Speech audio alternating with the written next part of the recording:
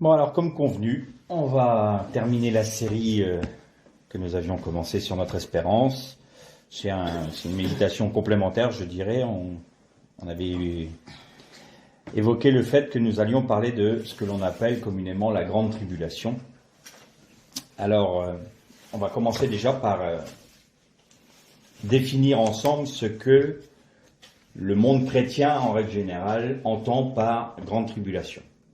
Lorsque vous écoutez les enseignements qui sont donnés, les différentes doctrines dans la plupart des milieux chrétiens et tout particulièrement dans les milieux évangéliques, la grande tribulation se fera sur 7 années, en rapport avec le texte de Daniel, les textes de l'Apocalypse dont il est question, où il est dit que ça sera le temps d'un temps et la moitié d'un temps pour ce qui est de la séduction, et la même durée pour le moment de la tribulation à proprement parler.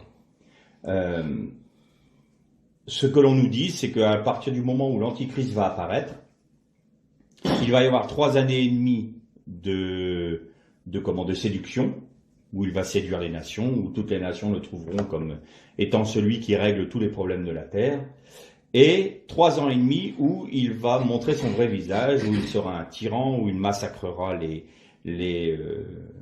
croyants, et son objectif sera de détruire Israël. Et donc ces 7 années se termineront par la bataille d'Armageddon, où toutes les nations seront rassemblées pour détruire Israël, et Jésus viendra sur le mont des Oliviers pour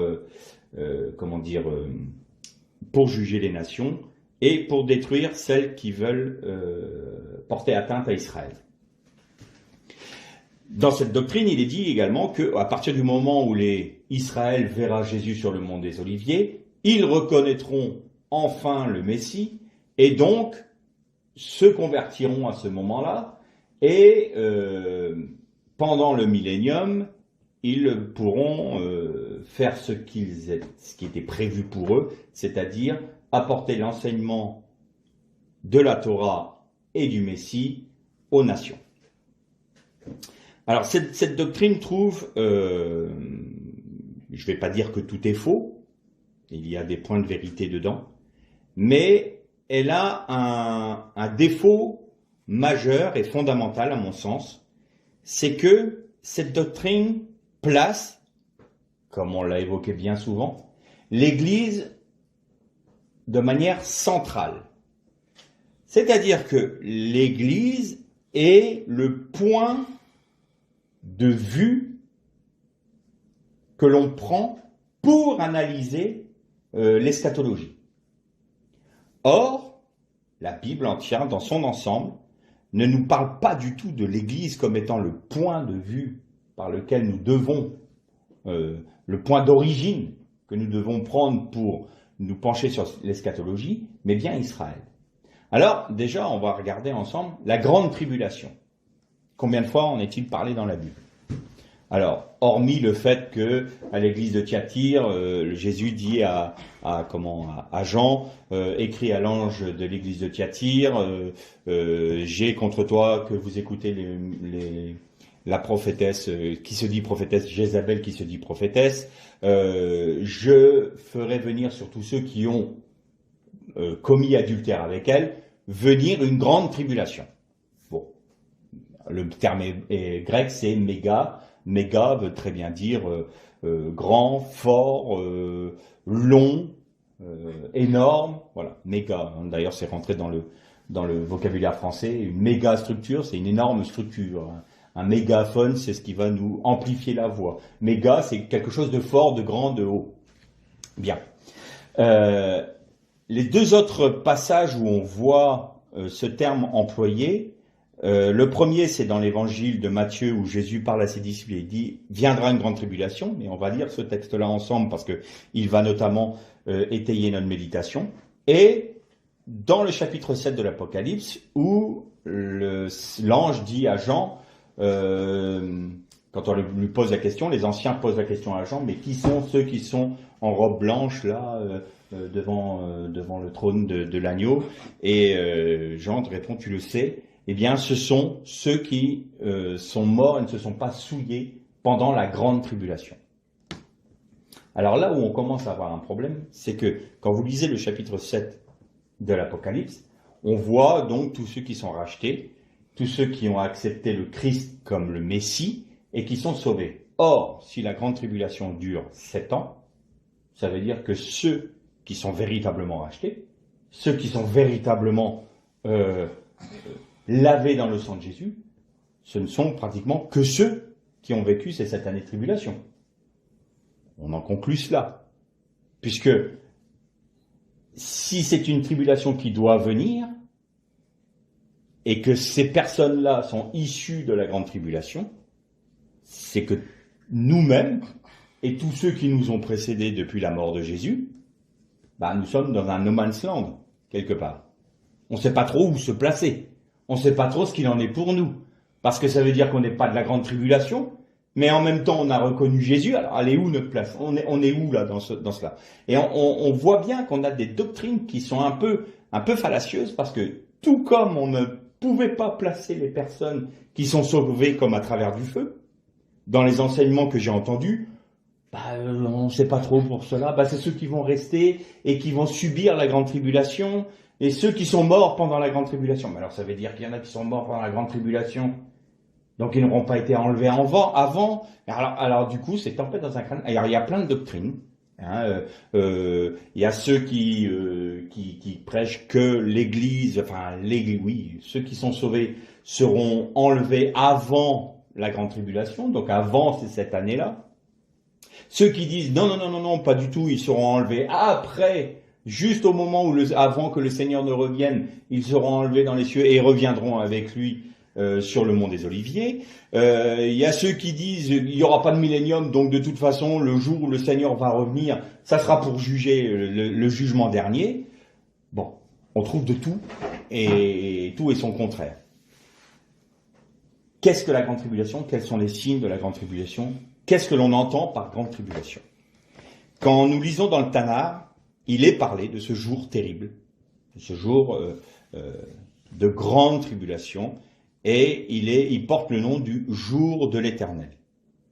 Tous les prophètes ont, la plupart, Ésaïe, Ézéchiel, Jérémie, Joël, Malachie, tous ces prophètes-là ont parlé du jour terrible, du jour de l'Éternel, comme n'étant pas un jour de joie et de réjouissance, mais un jour terrible de ténèbres et d'angoisse et de peur. Alors, au moment où les prophètes parlaient de ces choses, l'Église n'existait pas. Donc vous voyez que ce qui était prophétisé par les prophètes Ésaïe, Ézéchiel, Jérémie et les autres était pour Israël. Et c'est là où on a un gros problème. C'est que, à partir du moment où on a placé l'Église comme étant le point central par lequel nous devions observer et étudier et comprendre l'eschatologie, eh bien, automatiquement, nous avons une vision biaisée parce que nous ne sommes pas au bon point de départ. Le bon point de départ, c'est il faut avoir une vision à partir d'Israël et des fils de Jacob, donc de l'ensemble des tribus d'Israël. Ce que je dis là est confirmé par l'apôtre Paul qui dit « Nous sommes rattachés à l'olivier cultivé », c'est-à-dire que ce n'est pas nous qui portons Israël, mais c'est Israël qui porte l'Église. Là, il faut remettre les choses à leur juste place pour bien comprendre ce qui suit. Donc, si nous prenons une vision par rapport à Israël, en rétablissant ce qui a été faussé par les pères de l'Église, c'est-à-dire que nous sommes, nous, issus des nations, rattachés à Israël, ce qui fait que toute la Torah, toute la Bible, dans son ensemble, nous parle. Puisque du coup, nous ne sommes plus un élément à part d'Israël, mais nous sommes rattachés à Israël. Donc, étant Israël avec l'Israël physique, eh bien, nous avons le bon point de départ pour étudier l'eschatologie et cette fameuse grande tribulation. Pour ce faire, on va lire une lecture qui sera peut-être assez longue, mais on l'entrecoupera peut-être. Donc c'est le chapitre 24 de l'évangile de Matthieu. Et donc, là, le Seigneur Jésus parle à ses disciples des temps de la fin. Alors, on va commencer au premier verset parce que on arrêtera notre lecture et on commentera au fur et à mesure. Donc, chapitre 24, verset 1er de l'évangile de Matthieu. Comme Jésus s'en allait au sortir du temple, ses disciples s'approchèrent pour lui en faire remarquer la construction. Mais il leur répondit, voyez-vous tout cela? En vérité, je vous le dis, il ne restera pas ici pierre sur pierre qui ne soit renversée. Il s'assit sur le mont des Oliviers, et les disciples vinrent en privé lui dire, dis-nous quand cela arrivera, et quel sera le signe de ton avènement de la fin et de la fin du monde? Jésus leur répondit, prenez garde, que personne ne vous séduise, car plusieurs viendront sous mon nom en disant, c'est moi qui suis le Christ, et ils séduiront beaucoup de gens. Vous allez entendre parler de guerre, de bruit de guerre. Gardez-vous de vous alarmer, car cela doit arriver. Et ce ne sera pas encore la fin. Une nation s'élèvera contre une autre, un royaume contre un autre, et il y aura par endroits des famines et des tremblements de terre. Tout cela ne sera que le commencement des douleurs. Alors on vous livrera au tourment, et l'on vous fera mourir, et vous serez haïs de toutes les nations à cause de mon nom. Et ce sera pour beaucoup une occasion de chute. Ils se trahiront, se haïront les uns les autres. Plusieurs faux prophètes s'élèveront et séduiront beaucoup de gens. Et en raison du progrès de l'iniquité, l'amour du plus grand nombre se refroidira. Mais celui qui persévérera jusqu'à la fin sera sauvé. Cette bonne nouvelle du royaume sera prêchée dans le monde entier pour servir de témoignage à toutes les nations. Alors viendra la fin. Là, on a une première césure dans les paroles de Jésus. Ça, c'est un résumé de ce qu'il va dire après. Qu'est-ce qu'il dit en substance? À la réponse de ses disciples, qui lui font remarquer le temple, je vous rappelle juste que le temple était un monument énorme et majestueux. Il faisait 50 mètres de haut. C'était l'édifice le plus grand de l'Antiquité. Le Parthénon, les plus grands monuments à Rome ne rivalisaient pas avec le temple. Il faut savoir que Hérode, qui n'était pas forcément un gars bien, mais qui voulait se faire bien voir des Juifs, parce qu'il n'était pas aimé, avait demandé au rabbin, il demandait au prêtre, que dois-je faire pour me faire un peu aimer du peuple? Et ils avaient dit, reconstruis le temple en plus beau. Pourquoi en plus beau? Parce que le temple de Salomon a été détruit en 568, avant Jésus-Christ. Il a été rebâti en plus petit. C'est toute l'histoire de Néhémie et d'Esdras avec Josué et Zorobabel. Mais comme ils n'étaient pas riches, ils rentraient ils avaient l'autorisation de revenir en Israël après la déportation à Babylone. Eh bien, au lieu de prendre du cèdre, ils prenaient du bois local. Tout ce qui était en or, ils le faisaient en bronze. Et puis l'édifice était beaucoup plus petit. Et même les Juifs à l'époque, les Israélites, ils pleuraient devant le temple en disant, mais comment ça se fait? On avait un si beau temple. Le temple de Salomon était très majestueux également.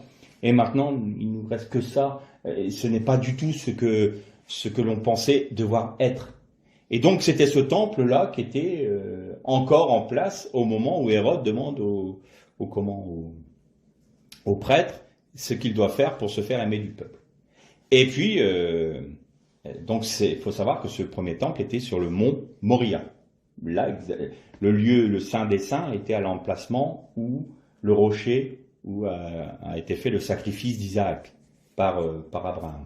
Donc, cette place-là était centrale, j'ai envie de dire. Abraham, en figuration, sacrifier son fils, ça préfigurait que Dieu allait sacrifier son fils pour l'humanité. Bien. Donc, le temple était bâti là. Et Hérode a dit au prêtre, ah oui, mais moi je ne sais pas faire ça. Parce que moi je vois que les choses en grand. Et votre petite colline là, votre petite montagne, moi je peux pas faire c'est trop petit pour moi. C'est une cabane que je vais vous faire. Moi, je peux pas. Moi, il faut savoir qu'Hérode était un des très grands bâtisseurs. Il avait beaucoup de défauts, mais là-dessus, c'est lui qui a fondé Césarée, toute cette grande métropole qui existait à l'époque, c'était lui. Il faisait des grands édifices, notamment son palais. Et il s'est dit, bon, très bien, puisque on me demande et que le temple doit rester là, eh bien, il a fait ceinturer toute la colline par une muraille qui faisait, de mémoire, c'était 500 mètres de long sur je ne sais plus combien de large. En fait, il a pris toute la colline, il a fait des murailles et il a fait une terrasse. Ce que l'on appelle aujourd'hui l'esplanade. Je fais une petite parenthèse. 129 nations ont voté une résolution inique dans le machin qui porte le nom de l'ONU, dont la France, à ma plus grande honte. Cette résolution qui était initiée par les Palestiniens fait que ces 129 signataires ne reconnaissent le mont du Temple, et je persiste et signe en disant le mont du Temple, que par son nom musulman, arabe. C'est-à-dire qu'ils nient de fait l'existence des deux temples et de la, comment dire, des prérogatives du peuple d'Israël à avoir cette terre-là. Il faut savoir que l'UNESCO n'arrête pas de se battre pour faire en sorte qu'on réécrive l'histoire et que l'on nie au peuple d'Israël, au peuple juif, le fait qu'ils étaient là avant les autres et qu'ils avaient le temple avant l'islam. Alors notre cher président qui donne entre guillemets des leçons à un de ses concurrents dans la course à l'élection présidentielle en lui disant qu'il vaudrait mieux qu'il réécrive pas l'histoire, lui ça l'a pas dérangé de réécrire complètement l'histoire d'Israël, ça pose pas de problème. Vous voyez comme quoi les conseilleurs sont pas les payeurs. Donc on joint à l'iniquité le manque total de scrupules en demandant à un autre, en donnant des leçons à une autre personne quand soi-même on fait les mêmes entre guillemets erreurs. Enfin bref, je ferme là ma parenthèse. Quoi qu'il en soit, j'ai une honte extrêmement grande de ce que mon pays vient de faire. Il aurait mieux fait de s'abstenir, au mieux, mais non, il a hurlé avec la meute, comme quoi notre pays est vraiment devenir un petit pays qui n'est pas capable de porter ses idéaux et ses idées fermement face à des chiens qui aboient. Bref, alors, pour simplement dire les choses telles qu'elles sont, vous savez qu'en dessous de l'esplanade du temple, il existait des salles, il existe toujours des salles en dessous, qui avaient été construites par Hérode pour entreposer les trésors du temple. Les croisés, quand ils ont pris Jérusalem, ont considéré que c'était, comme c'était des vastes, vous imaginez l'esplanade, la taille qu'elle fait, et en dessous c'est plein d'alvéoles, c'est une grande place, c'est comme un grand garage, quoi, si vous voulez. Et donc ils ont considéré que c'était les écuries de Salomon. Donc ils les ont appelés les écuries de Salomon. Ça porte encore ce nom-là. Depuis que les musulmans ont pris autorité sur cette place-là de Jérusalem, il existe à l'heure actuelle une énorme mosquée en dessous. Très grande mosquée, lieu de prière pour les musulmans. Et les Arabes ont voulu creuser pour faire des fouilles, mais à tel point qu'à un moment, ils ont tellement creusé n'importe comment que toute l'esplanade a manqué de s'effondrer. Donc tout allait s'effondrer, donc on leur a dit, bon, vous arrêtez maintenant. Et seulement, ils ont découvert des artefacts provenant du premier temple et du second temple. Et comme ils ne voulaient pas que cela soit reconnu par les nations, tout ce qui est retiré des gravats et tout ce qui est issu de leur excavation passe automatiquement au concasseur. On détruit toutes les preuves, on détruit tout de manière à dire non, c'est le dôme du rocher qui fait autorité. Bien, sauf que, manque de chance pour eux, quelques archéologues israéliens ont réussi à récupérer quelques artefacts et, bien évidemment, comme on peut l'imaginer, le premier temple de Salomon était bien là, en 168 avant Jésus-Christ. Ensuite, il y a eu le second temple et, juste pour mémoire, l'islam L'islam est apparu en 610 de notre ère. Donc si c'était les musulmans qui étaient là en premier, ça pose déjà un problème parce que même les croisés avaient bâti une basilique à l'emplacement du temple païen qu'avait fait ériger Hadrien sur le lieu du temple. Donc si on devait revendiquer, entre guillemets, si on nie le fait que c'est aux Juifs depuis 3000 ans, c'est plus aux chrétiens à ce moment-là, encore qu'aux musulmans. Vous voyez la stupidité de la chose, et de vouloir s'aveugler à ce point-là, c'en est presque, si c'était pas à pleurer, ça en serait risible, quoi. Bon bref, notre pays a signé cette ineptie au milieu de ce machin qu'on appelle l'ONU, qui porte bien son nom, Nations Unies. Ça nous rappelle furieusement Nimrod, n'est-ce pas, qui a réuni toutes les nations pour se liguer contre Dieu. Donc c'est évident qu'on ne peut pas attendre quelque chose de bien venant de cette organisation inique. Je ferme la parenthèse. Donc là, le Seigneur Jésus dit à ses disciples, voilà, ce temple-là, qui est magnifique, c'est vrai que c'était un monument magnifique. Vous savez qu'il y a on voit encore sur le chemin, quand ils ont détruit le temple, les pierres étaient si énormes, elles faisaient 200 tonnes. Quand ils ont jeté les pierres, toute la voie qui est en dessous du mur de soutènement est défoncée. Parce qu'ils ont tout brisé. Le temple, il ne reste plus rien, pas pierre sur pierre. La parole de Jésus s'est accomplie dans les détails. Il ne reste de l'édifice du temple pas pierre sur pierre. Ce qu'il reste, c'est ce fameux mur d'enceinte que Hérode a fait bâtir et cette esplanade. Où était posé le temple? Donc vous voyez que c'est pas quelques pierres qui sont tombées. Le temple en lui-même a été totalement rasé. Et donc c'était un monument magnifique et majestueux. Et Jésus leur prophétise, voilà, ce temple-là va être détruit. Il ne restera pas pierre sur pierre. Et là, les disciples lui disent, mais Seigneur, quel sera le signe? Et un des problèmes de nos doctrines, à nous, dans le monde évangélique et dans les milieux chrétiens en général, c'est que on dit les signes des temps de la fin. Qu'est-ce que ce sera? Tremblement de terre, les guerres, les famines, et on énumère tout ce que Jésus a dit. C'est pas ça que Jésus a dit à ses disciples. C'est pas les réponses, c'est pas les signes de l'avènement de son règne, ça. Les disciples, on va parler du signe, un signe. Quel sera le signe de ton avènement? Et alors Jésus fait un résumé. Il fait le résumé, ne vous alarmez pas, il y aura des guerres, des bruits de guerre, une nation se lèvera contre une autre, un royaume contre un autre, il y aura des famines, il y aura des tremblements de terre. Ça, que le commencement des douleurs. C'est le commencement des douleurs de l'enfantement. C'est pas maintenant. Ne vous alarmez pas, vous allez entendre des faux prophètes, vous allez avoir des faux messies qui vont vous dire « c'est moi le messie ». Mais ne les écoutez pas. Ce n'est pas le temps. Ce n'est pas ça le signe qui va montrer mon avènement. Alors, ils disent, qu'est-ce que ce sera? Donc Jésus dit, ce sera pour beaucoup une occasion de chute. Pourquoi? Parce que vous allez être mis à mort, vous allez être haïs à cause de moi.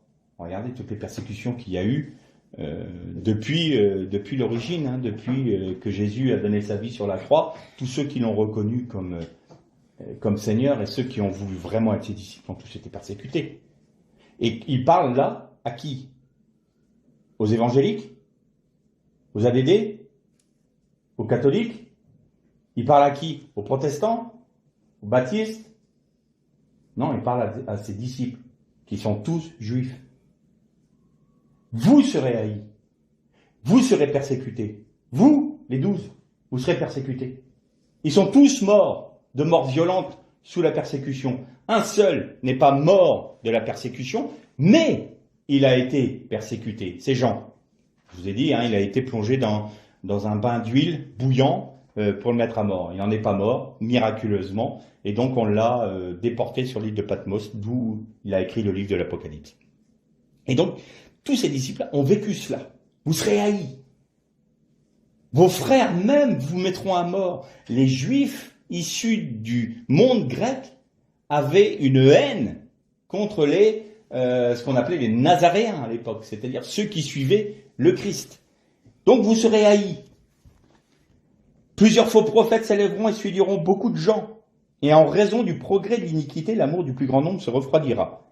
Mais celui qui persévérera jusqu'à la fin sera sauvé. Cette bonne nouvelle du royaume sera prêchée dans le monde entier pour servir de témoignage à toutes les nations. Alors viendra la fin. Ça, le Seigneur dit voilà, rien ne pourra se faire avant que la bonne nouvelle de l'Évangile, donc la bonne nouvelle du royaume de Dieu, accomplie en Jésus-Christ, ne soit prêchée jusqu'aux extrémités de la terre.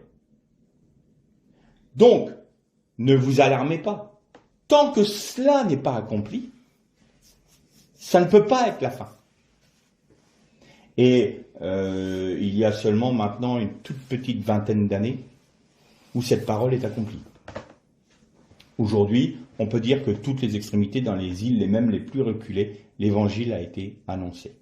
Et encore plus aujourd'hui avec Internet et tous ces moyens-là. Donc cet évangile-là, aujourd'hui, on peut dire que cette parole-là est accomplie. Et donc, il dit, arrivera la fin. Et là, il va reprendre à nouveau, parce que c'est pas une continuité. Là, il a dit, alors viendra la fin. Maintenant, je vous explique. C'est pourquoi, et là, il donne le signe à ses disciples. Lorsque vous verrez l'abomination de la désolation dont a parlé le prophète Daniel établie dans le lieu saint, que le lecteur fasse attention. Alors ceux qui seront en Judée fuient dans les montagnes. Que celui qui sera sur la terrasse ne descende pas pour prendre ce qui est dans la maison, et celui qui sera dans les champs ne se retourne pas pour prendre son vêtement. Malheur aux femmes qui seront enceintes et celles qui allaiteront en ces jours-là. Priez pour que votre fuite n'arrive pas en hiver, ni un jour de Shabbat.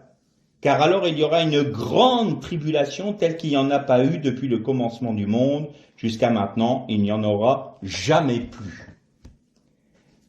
Là, il nous montre le signe. Quel est ce signe dont les disciples avaient besoin de connaître pour reconnaître le temps de la venue du Messie? Je vous rappelle, on prend notre étude et notre méditation à partir d'Israël. Pas de l'Église. L'Église n'existait pas encore. Il faut toujours venir d'Israël. D'ailleurs, vous remarquez qu'il dit que celui qui est en Judée, c'est pas celui qui est à Paris, à New York, à Singapour, à Pékin, en Judée. Priez pour que ce ne soit pas en hiver ou un jour de Shabbat, parce que le jour de Shabbat, ils ne pouvaient pas voyager. Priez pour ce jour de Shabbat. Qu'est-ce qu'ils en ont à faire, les nations du Shabbat? Ils ne respectent pas le Shabbat. Pourquoi un jour de Shabbat? Parce que c'est d'Israël dont il parle. C'est aux Juifs que le Seigneur parle. C'est vous qui êtes concernés. Donc c'est vous qui êtes concernés par la tribulation. Et quel est le signe? Quand vous verrez l'abomination de la désolation dans le lieu saint, dont a parlé le prophète Daniel. Là, il faut qu'on s'arrête quelques instants. Effectivement, dans le chapitre 12 de Daniel, vous avez exactement ce même texte, où il est dit, quand il y aura l'abomination de la désolation dans le Saint des Saints, ce sera le signe d'un grand trouble, d'un jugement pour le peuple d'Israël. Et là, dans ce texte-là, il y a une faute d'hébreu. Il y a une faute dans l'hébreu. Et les sages d'Israël se sont penchés sur la question et se sont dit, pourquoi est-ce qu'il y a une faute là? Et ils savent très bien que quand il y a une faute d'hébreu, comme je l'ai dit souvent, ce n'est pas le Saint-Esprit qui fait des fautes de grammaire ou de fautes d'orthographe, c'est simplement que le Seigneur met attention ici, il y a quelque chose de particulier qui va arriver. Et il y a quelque chose d'intéressant. Matthieu, qui était un juif, qui a écrit son évangile en hébreu, et qui était destiné à ses frères juifs, eh bien, quand ça a été traduit en grec, il a reproduit exactement les mêmes fautes d'orthographe dans le grec, dans cette parole de Jésus. Qu'est-ce que ça signifie? Je vous ai parlé que dans les prophéties, il y avait parfois les inversions prophétiques. On en a parlé la dernière fois. Les premiers seront les derniers seront les premiers. Et il y a aussi des sauts prophétiques. C'est arrivé qu'il y ait des sauts. Et il y a aussi des répétitions prophétiques. Et là, les fautes d'orthographe nous montrent une chose importante. Jésus savait très bien que ce qui avait été dit à Daniel s'était déjà accompli lors de la révolte des Maccabées avec Antiochus Épiphane. Pendant 3 ans et demi, le temple a été profané. Et après, les Asmonéens ont régné pendant 3 ans et demi sur Israël. Juste une petite parenthèse, tous les Asmonéens, toute la famille est morte, a été tuée. Et vous savez pourquoi? Je fais juste cette petite parenthèse-là, parce que si on se pose la question, quand on fête Hanouka, on porte au nu les Asmonéens, parce que c'est eux qui ont initié la révolte contre Rome, et ils ont réussi à rétablir le culte du temple, et ils ont rétabli Israël dans ce qu'il devait être. Seulement, ils ont fait une très grave erreur, et les rabbins le disent, c'est que les Asmonéens n'étaient pas de la tribu de Juda, et un des fils s'est proclamé roi d'Israël. Or, la royauté ne peut pas se retirer de la tribu de Juda. Forcément, un roi qui est issu d'une autre tribu que celle de Juda est un imposteur. Et donc, ils sont tous morts d'une mort violente parce qu'il n'était pas un roi légitime. Il avait même fait frapper de la monnaie à son effigie en étant, enfin pas à son effigie, mais à l'effigie des Asmonéens, parce qu'il n'y avait pas d'effigie de visage, parce que tu ne te feras pas d'image taillée, donc, mais il y avait le symbole des Asmonéens sur les monnaies. Et ça, Dieu ne l'a pas permis, parce que c'était un imposteur. Il pouvait faire la révolte, mais il ne pouvait pas prendre la royauté. Et tous les Asmonéens sont morts. Voilà la raison pour laquelle il n'y a plus d'Asmonéens quelques temps après. Fermons la parenthèse. Donc là, faute d'orthographe qui nous dit attention, que le lecteur fasse attention, là il y a un problème, et c'est fait exprès, c'est parce que ce qui s'est produit du temps d'Antiochus et ce qu'a prophétisé Daniel va se reproduire au temps de la fin. Et quel était ce signe? Eh bien, c'est, je vous ai dit, c'est l'excrément qui produit la désolation. L'excrément qui produit la désolation, c'était le fait que, à l'époque d'Antiochus Épiphane, il avait fait c'était une statue de lui-même en or pur qu'il avait mis dans le Saint des Saints, et il avait profané le temple en sacrifiant des porcs. Qu'en est-il pour le deuxième temple, alors, à ce moment-là? Eh bien, Jésus parlait de ce qu'allaient faire les Romains. Quelle était l'abomination? Quand Titus s'est emparé de Jérusalem, il a brûlé le temple, il a fait détruire le temple. Et dans un autre texte, Jésus dit, quand vous verrez les armées des nations encercler Jérusalem, alors vous saurez que la fin est proche. Et quand les armées de Titus sont venues, toutes les légions romaines ont environné Jérusalem. Ils l'ont encerclé.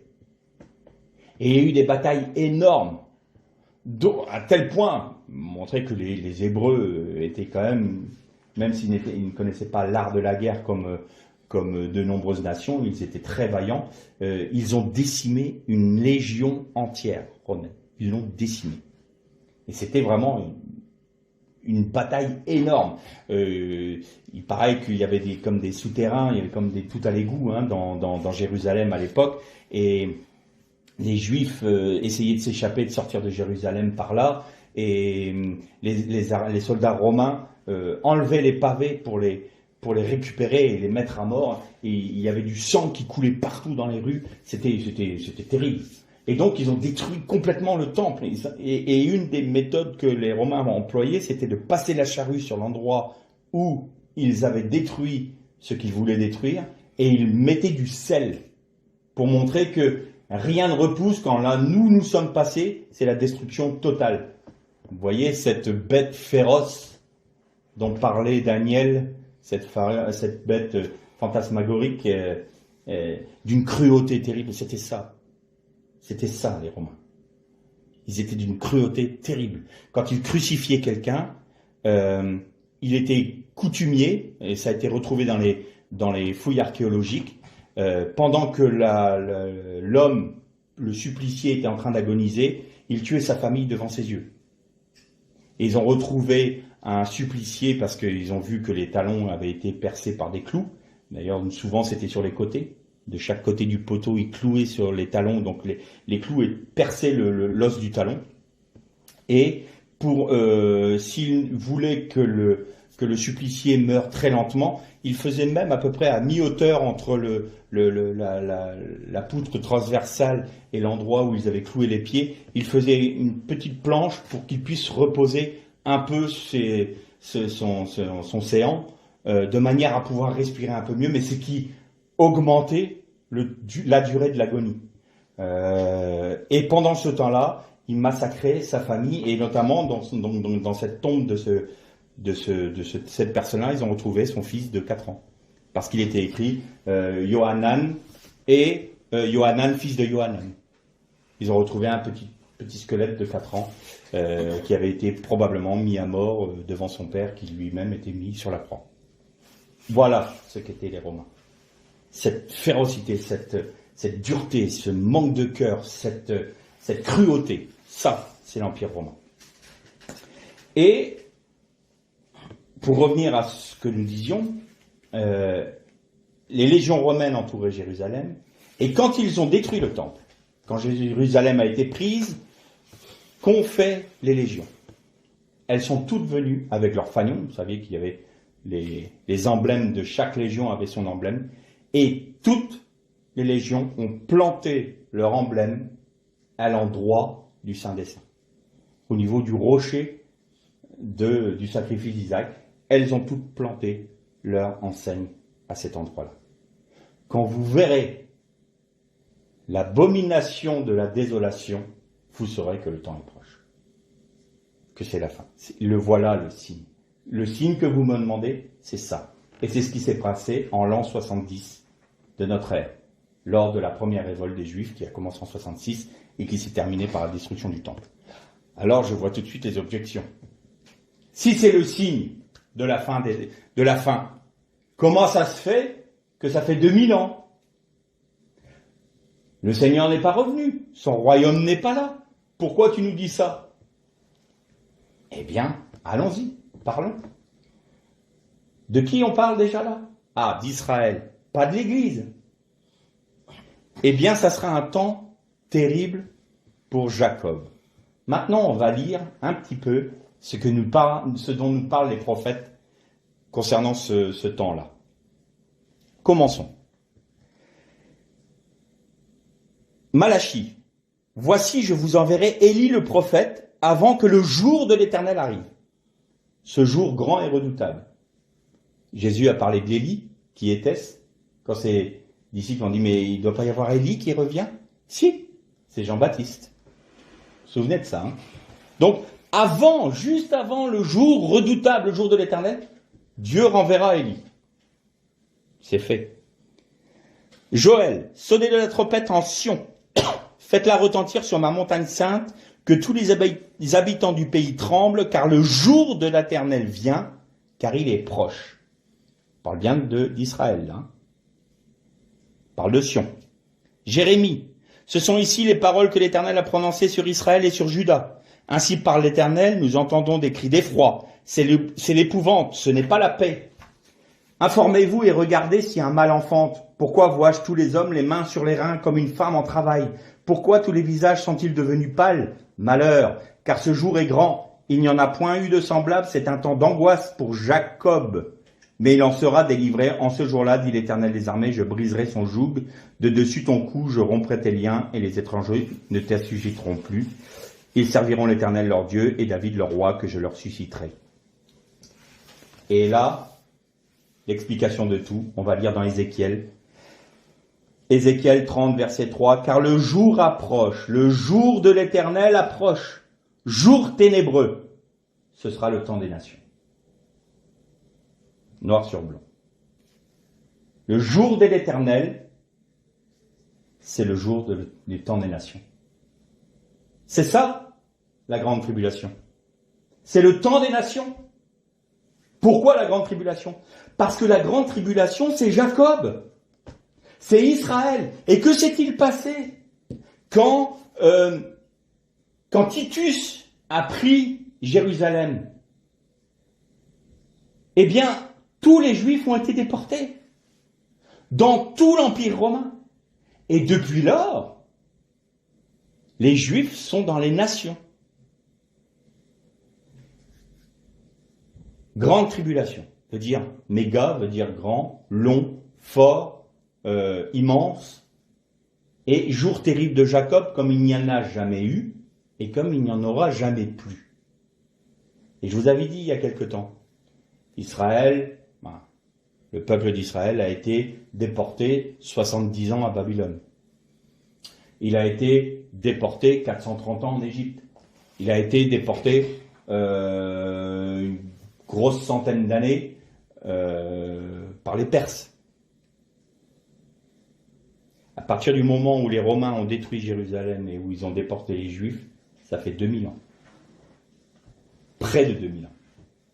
Donc, Israël a été déporté parmi les nations pendant près de 2000 ans, comparé à son plus grand, son plus grand exil qui était de 430 ans en Égypte. Près de 4 fois le temps qu'ils ont passé en Égypte. Un temps terrible d'angoisse pour Jacob. Pourquoi d'angoisse? Parce que non seulement ils ont été déportés dans les nations, mais ils ont été persécutés dans les nations. L'antisémitisme, les disputations au Moyen-Âge, la Shoah, tout ça, ils l'ont vécu pendant ce temps-là. Et aujourd'hui, de notre vivant, nous voyons que l'État d'Israël est restauré. Et là, c'est la deuxième partie de ce dont nous parlait Jérémie tout à l'heure dans le texte. Mais les nations ne t'assujettiront plus et tu seras restauré dans ton pays. Mais c'est ça la grande tribulation. Elle a démarré à la chute du temple. Et elle s'est poursuivie, elle se poursuit encore aujourd'hui. Pourquoi? Parce que comme nous le dit Ézéchiel, le jour de l'Éternel, c'est le temps des nations. C'est-à-dire qu'Israël est mis entre parenthèses. Israël est mis entre parenthèses. C'est un jour terrible pour toi, Jacob, parce que tu vas être mis entre parenthèses. Tu vas être détruit, tu ne seras plus une nation. Même en tant que nation, tu n'existeras plus. Tu vas être dispersé, tu vas être complètement éclaté. Et tu n'auras plus de terre à toi. Ta terre sera un désert.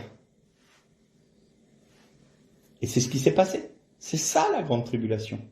Donc si on revient sur ce que nous disait le texte de l'Apocalypse tout à l'heure, qui sont-ils tous ces gens? Ce sont ceux qui ne se sont pas souillés qui sont morts pendant la grande tribulation. Ça veut dire quoi? Eh bien justement, là, ce n'est pas 7 ans et demi ou 7 ans de grande tribulation qu'il y a, mais 2000 ans de grande tribulation. Alors vous allez me dire, bah oui, mais à quoi correspondent ces 7 années-là? Il ne faut jamais oublier une chose. Le temps des nations est un temps où les nations vont mettre le comble à leur péché. Elles vont mettre le comble à leur péché. Et pendant ces 2000 ans, nous avons la patience de Dieu qui se manifeste envers elles. Pendant ce même laps de temps, le Saint-Esprit agit pour aller chercher celles et ceux qui accepteront d'être sauvés. Et donc rattachés à Israël. Mais pour que les nations mettent le comble à leur péché, il faut qu'il y ait une pensée, une force qui agit en elles pour les amener à ce comble du péché. Eh bien, l'apôtre Jean nous en parle. Vous avez entendu dire qu'il y aurait un antichrist. Mais moi, je vous dis, plusieurs antichrists viendront. Et l'esprit de l'antichrist agit déjà dans le monde. Il y a eu plusieurs antichrists. Par Hitler, Staline et Néron. Tous ces hommes-là, c'est des types de l'antichrist. Et donc, Plusieurs antichrists vont venir. Mais l'esprit de l'antichrist agissait déjà du temps de Jean. Réunir les nations contre le peuple de Dieu. C'était ça le but. Et quel était cet esprit que nous voyons pendant la grande tribulation? Eh bien, l'antisémitisme.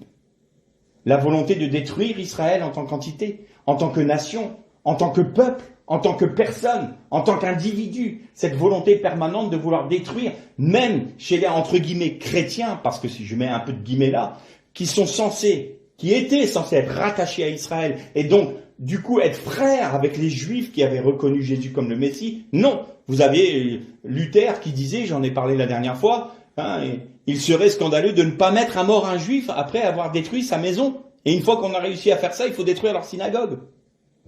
Mais où on est là? Et donc c'est ça, la grande tribulation. C'est le temps où Jacob va être dans l'angoisse. Le temps où Jacob va être rejeté. Le temps où Jacob va être dispersé parmi les nations. Et le jour où il est ramené par le Seigneur, ça va être un temps qui va précéder, et nous y sommes, parce que les Juifs reviennent, le temps qui va précéder la reconnaissance d'Israël. Israël va reconnaître Jésus comme le Messie. Et ça commence. Vous avez de plus en plus, alors au moment où je vous parle, là, il y a de plus en plus de Juifs messianiques. Il y a de plus en plus de Juifs qui reconnaissent Jésus comme le Messie. Ils avaient pratiquement disparu entre 400, 4e siècle, 350, au moment d'Augustin, jusqu'en 900. En 900, on retrouvait encore quelques traces de Juifs messianiques, mais après ils ont complètement disparu.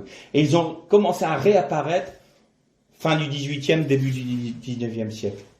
Et aujourd'hui, c'est exponentiel. Il y a de plus en plus de Juifs qui reconnaissent Jésus. Alors, on va poursuivre ce texte-là. C'est alors qu'il y aura une grande tribulation, telle qu'il n'y en a jamais eu, on vient de l'expliquer. Et si ces jours n'étaient abrégés, personne ne serait sauvé, mais à cause des élus, ces jours seront abrégés. Ça veut dire que le temps des nations bêtes va arriver à un tel comble dans le péché, et d'ailleurs ça se terminera par l'avènement de l'Antichrist, qui va unir les nations pour détruire Israël, et effectivement il y aura la bataille d'Armageddon. Et effectivement Jésus reviendra sur le mont des Oliviers pour juger les nations. Mais si le Seigneur il va arriver à un moment où les hommes seront tellement dans une rage guerrière qu'ils sont au point de s'auto-détruire. C'est ce dont on parlait la dernière fois. Ils vont arriver à un tel degré de violence qu'ils vont pratiquement s'auto-détruire. Et Dieu est obligé de mettre un terme, de fermer la porte aux nations-là, parce que elles vont s'auto-détruire. Et donc là, c'est le jugement. C'est le comble au péché. Et donc même les élus, il y aura une telle pression de l'esprit de l'Antichrist que si jamais c'était pas abrégé, mais même les élus pourraient être atteints. Et ça, je vous avais déjà dit que le Seigneur se retire de son Shabbat pour deux choses. Deux seules choses font que le Seigneur, que Dieu l'Éternel, va sortir de son Shabbat, sortir de son repos, de son retrait. C'est une, quand les nations vont trop loin, et que là, il est obligé de mettre un terme, comme il y a eu à Babylone, à Babel plutôt. Et la deuxième, c'est quand le juste manque de sombrer, de tout lâcher, d'abandonner toute chose. Alors là, il intervient pour le sauver. Et c'est exactement ce dont nous parle Jésus là. Si quelqu'un vous dit alors le Christ est ici, il est là, ne le croyez pas, il s'avérera de faux Christ et des faux prophètes, ils opéreront de grands signes et des prodiges, au point de séduire, si possible, même les élus. On passe ce texte-là. Ensuite, aussitôt après ces jours de tribulation, le soleil s'obscurcira, la lune ne donnera plus sa clarté, les étoiles tomberont du ciel et les puissances des cieux seront ébranlées. Là, on voit qu'à la fin de cette grande tribulation-là, ce verset-là nous parle de l'avènement de l'Antichrist. Et je vous avais dit que, pour les Juifs, va se reproduire les plaies du premier Exode. Donc toutes les plaies qu'ont connues l'Égypte, nous les retrouvons dans les nations sur la terre au moment de la libération finale d'Israël, du peuple d'Israël, et donc des membres des nations qui se sont rattachés à Israël. Et c'est de cela dont nous parle Jésus là. Il va arriver où il y aura un autre Nimrod qui va arriver. Et ça sera aussi, il symbolisera le Pharaon. Et là, pour délivrer son peuple de toutes les nations, Dieu opérera des grands prodiges et des grands miracles et des grands signes et des grands jugements, ce dont nous parlent les 7 sceaux, les 7 coupes de la colère de Dieu et les 7 chauffards. On relisait l'Apocalypse, ça correspond à ce verset-là. Donc c'est l'avènement de l'Antichrist et la fin, vraiment la fin, c'est cette année-là, entre guillemets, si on pouvait prendre ça, c'est cette année-là correspond plutôt à la fin du temps des nations, à la fin de la grande tribulation, ce qui va mettre un terme au temps des nations. Vous voyez ? Ce n'est pas la grande tribulation dans son ensemble. Donc là, ensuite, il nous parle, vous relirez chez vous, il nous parle, ce sera comme le temps de Noé, le temps de Sodome, l'enseignement de la parole du figuier, voilà. Et alors, à la fin, au verset 43, on peut même lire à partir du verset 42.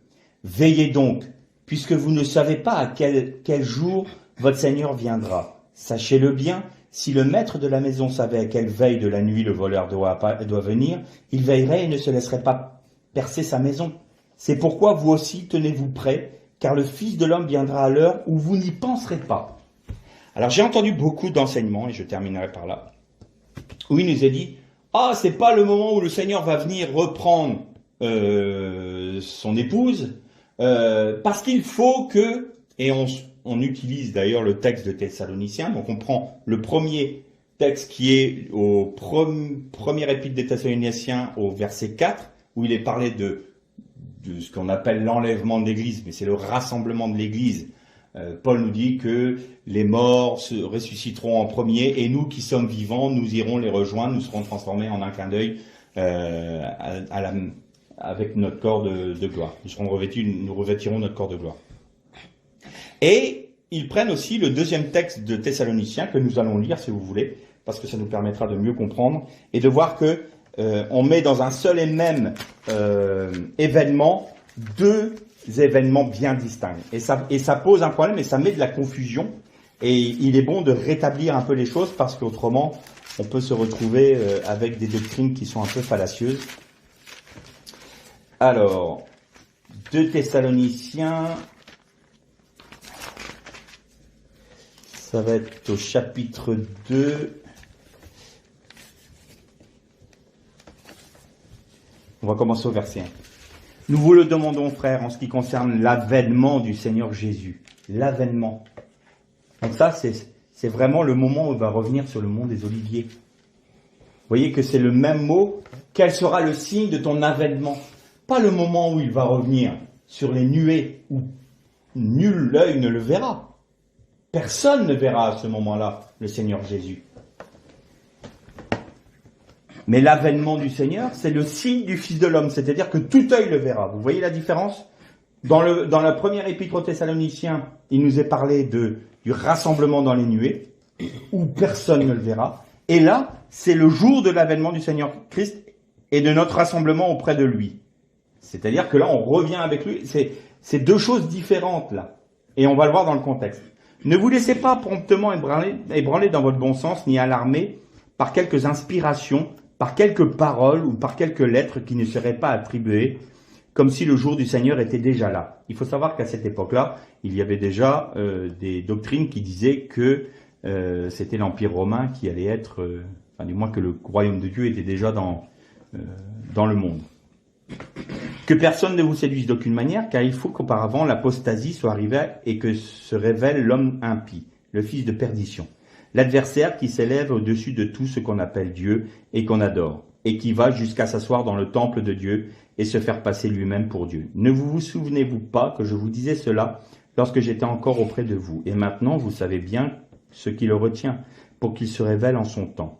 Car déjà le mystère de l'iniquité est à l'œuvre, il faut seulement que celui qui le retient encore ait disparu. Alors se révélera l'impie, que le Seigneur détruira par le souffle de sa bouche, et qu'il écrasera par l'éclat de son avènement.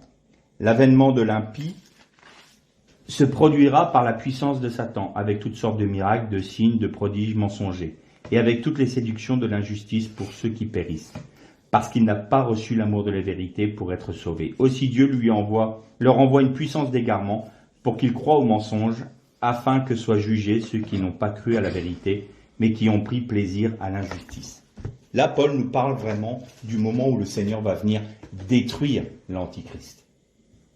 Il revient sur le mont des Oliviers et il détruit l'Antichrist.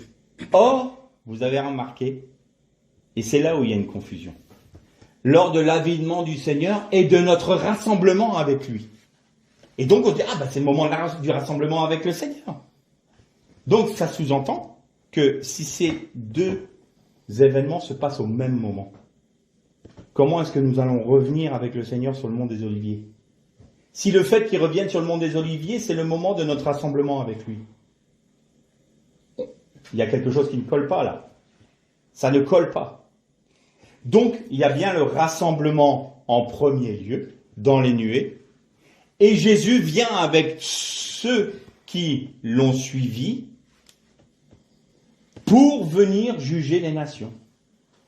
Et donc, le premier texte de la première épître aux Thessaloniciens nous parle de notre rassemblement dans les nuées, et le texte qui est là au chapitre 2 du deuxième épître aux Thessaloniciens nous parle de l'avènement du Seigneur sur le mont des Oliviers, qui mettra un terme au temps des nations, à la grande tribulation. Parce que le terme de la grande tribulation sera le jugement de l'Antichrist, on est bien d'accord. Et vous avez vu quand le Seigneur nous dit comme ça à ses disciples aussi, dans le verset dans le chapitre 24 de Matthieu,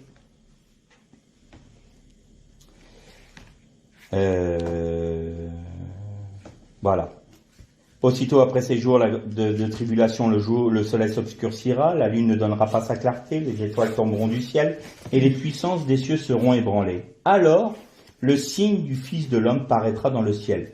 Toutes les tribus de la terre se lamenteront, et elles verront le Fils de l'homme venir sur les nuées du ciel avec beaucoup de puissance et de gloire. Voilà. Le signe du Fils de l'homme, c'est dont nous parlait Daniel dans le chapitre, il me semble que c'est le chapitre 11 de son livre. Il a vu le Fils de l'homme venir sur les nuées et tous l'ont vu. Au moment du rassemblement avec le Seigneur, nul ne verra le Seigneur Jésus. Mais au jour de son avènement, tout œil le verra. C'est ça le signe du Fils de l'homme. Et ce sera évident pour toutes les nations. L'enlèvement, comme on l'appelle communément, ne sera pas vu par toutes les nations. Mais son avènement, oui. Et qu'est-ce qui va déclencher la venue du Seigneur? On repart, et je terminerai par là, on repart du point de vue d'Israël, on reste sur ce point de vue-là. Eh bien, c'est Jérémie, je crois, ou un des prophètes, ma mémoire n'est plus fidèle, qui dit et l'Esprit de Dieu répandra sur Jacob un esprit de supplication et de repentance, et ils pleureront sur celui qu'ils ont percé, ils pleureront comme sur un fils aîné. Et donc, à la fin des temps, possible que ce soit au moment où toutes les nations vont se rassembler contre Israël, où Israël va manquer de disparaître à nouveau. Ils vont se dire, mais ça recommence. Et là, en même temps, Dieu va répandre sur son peuple un esprit de repentance, un esprit de supplication. Et ils crieront à Dieu en disant, nous reconnaissons que celui que tu as envoyé, que nous n'avons pas reconnu, que nous avons percé, que nos chefs ont percé, c'est le Fils, c'est ton Fils, c'est le Messie que nous attendions. Nous ne l'avions pas vu, nous te demandons pardon. Alors, à ce moment-là, c'est ça qui va faire déclencher le fait que le Seigneur Jésus revient. Pourquoi je dis ça? Parce que Pierre nous en a parlé dans la troisième chapitre des Actes. Et il disait quoi à Israël à ce moment-là, au peuple juif de Jérusalem? Repentez-vous! Car si vous vous repentez, ce sera des temps de rafraîchissement pour vous. C'est quoi le temps de rafraîchissement? Si ce n'est l'établissement du royaume de Dieu sur terre, le royaume du Mashiach. Et donc Pierre l'avait très bien compris, il dit, mais repentez-vous maintenant, reconnaissez-le. Et si Israël avait reconnu Jésus à ce moment-là, il n'y aurait pas eu le temps des nations. Donc, en résumé, la grande tribulation dont nous parle la Bible et dont nos doctrines parlent, n'est pas seulement cette année. Ça, c'est la fin. C'est le terme de la grande tribulation. Mais la grande tribulation, nous allons relire pour terminer ce texte-là, Ézéchiel nous en parle très bien, car le jour approche, le jour de l'Éternel approche, jour ténébreux. ce sera le temps des nations. Tout le monde reconnaît que nous sommes dans le temps des nations. Eh bien, c'est ce jour de l'Éternel. Donc c'est le jour de la grande tribulation, qui a commencé en l'an 70 et qui se terminera le jour où le Seigneur viendra pour détruire l'Antichrist. Et donc tout trouve son sens. Tous ceux qui ont reconnu Jésus pendant ces temps-là, évidemment, pendant ce temps-là, tous ceux qui ont accepté Jésus, tous ceux qui sont morts pour lui, tous ceux qui n'ont pas accepté d'avoir la marque de la bête, qu'est-ce que c'est? Eh bien, c'est la marque du système des nations, du système de l'esprit de l'Antichrist qu'il est en train de mettre en place. Tous ceux qui ne se sont pas conformés à ce système, tous ceux qui n'ont pas agi en fonction de ce système, tous ceux qui se sont reconnus comme étant étrangers à ce système. Non seulement ils n'ont pas reçu la marque de la bête, pas la peine d'aller parler de puce ou de machin, c'est bien plus grand que cela.